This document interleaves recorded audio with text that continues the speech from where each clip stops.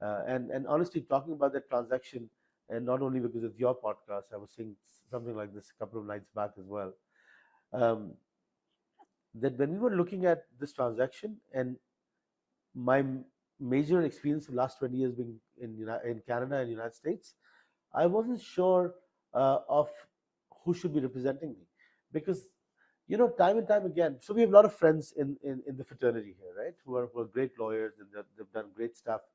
But this they might, or at least I feel there's a different way of thinking of how things are done there compared to things here. So we were definitely looking for someone who's done it there and here.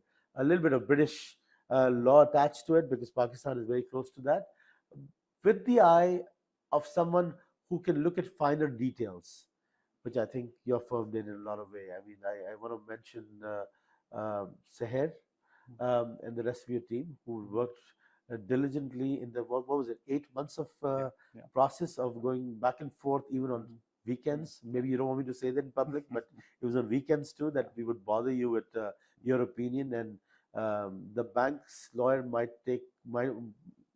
have taken a couple of extra days or weeks, but you guys were just amazing. No, And it was a pleasure to work with you, and it was a wonderful transaction to be part of.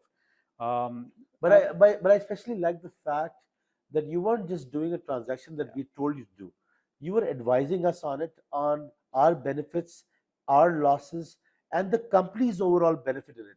I remember there was I'm not going to go into specifics, but there was a point where you said that, as a founder, this might not be good for you, but this is great for Kiss Bazaar, so do it. Right? That was the advice. And at that point, I wasn't happy with that comment.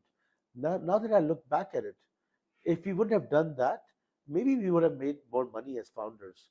But I think this organization would not be able to grow the way it's growing right now. So thank you for that, Ravi. no, it's a pleasure. Thank you for appreciating that. Um, when it comes to bank